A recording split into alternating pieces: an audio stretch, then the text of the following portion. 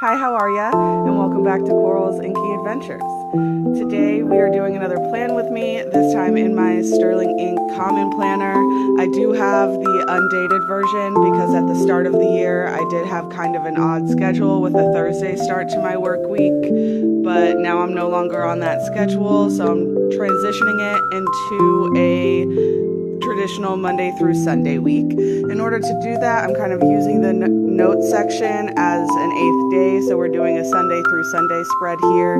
I started with the cherry blossom washi tape since it is peak bloom here in Washington, and then added some other kind of spring themed washi tape on the bottom. Now I'm going in and filling in the preset lines just to give them some more depth and color. I'm using my Estabrook SD Botanical Gardens inked with Early Spring by Dominant Industries, so you get another little spring touch in there. I like to use the hash marks to fill that out, so that way it is a little less noticeable if there's mistakes, as well as easier to like write over and be cohesive later. But I do think it is starting to look really good. So I do think it matches the washi tape on the bottom quite well. After this, I will start to go in and fill in the days of the weeks. I do the abbreviated, like 3 to 5 letters for the weekdays. And in order to make sure that the text is centered, I tend to find the amount of spaces in those little boxes on top. 4 spaces in for my N1 size is about center, so I start there with the center of the abbreviation and then build around that.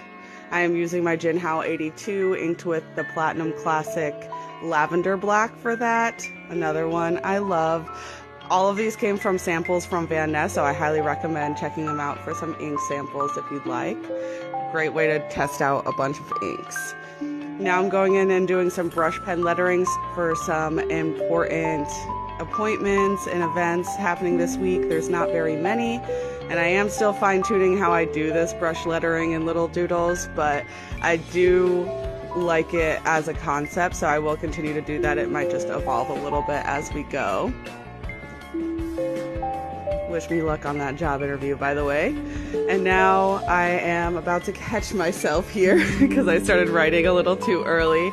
I do like to put the stickers on first because I like writing around the stickers and the way the writing bends around them. So I'm going back in with that. I did get all washi tape and the sticker roll that I'm using from Shishido Zakaya in the International District in Seattle. So if you're in the area, feel free to check them out. They are amazing. They have such a great selection for such a small store, and there's some other cute shops in the area to check out as well. I am a big fan of the whimsy in this washi tape stamp sticker set. It does have blue, but it has plenty of pink and purple in there to match the theme that I have going on. And there are some butterflies and sparkles and bookshelves and flying whales, cats, all those kinds of things. So I'm quite a fan. I think it added to the spread quite well. I did try to get more layering in than I ended up being able to, just because I do like that layered look, but it interfered with the spread too much. And when I'm doing deco, I like to make sure that it doesn't interfere with the functionality of the spread.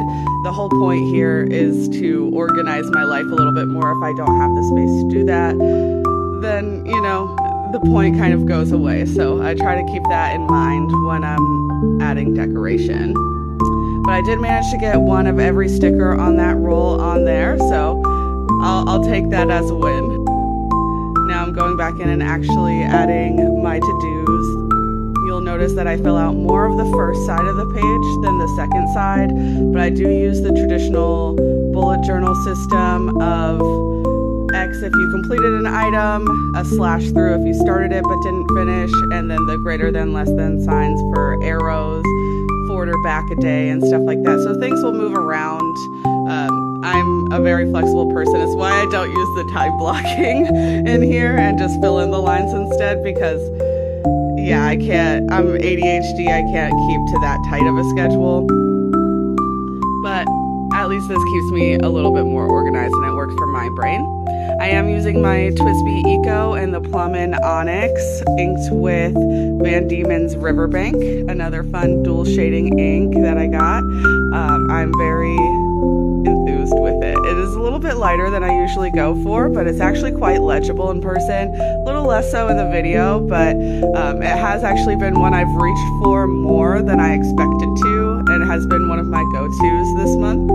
I will be re-inking my pens for April here soon. I am going to have to use this pen through Sunday at least, so I'll probably film currently inked after I can get this pen cleaned and re-inked, so definitely keep an eye out for that next week.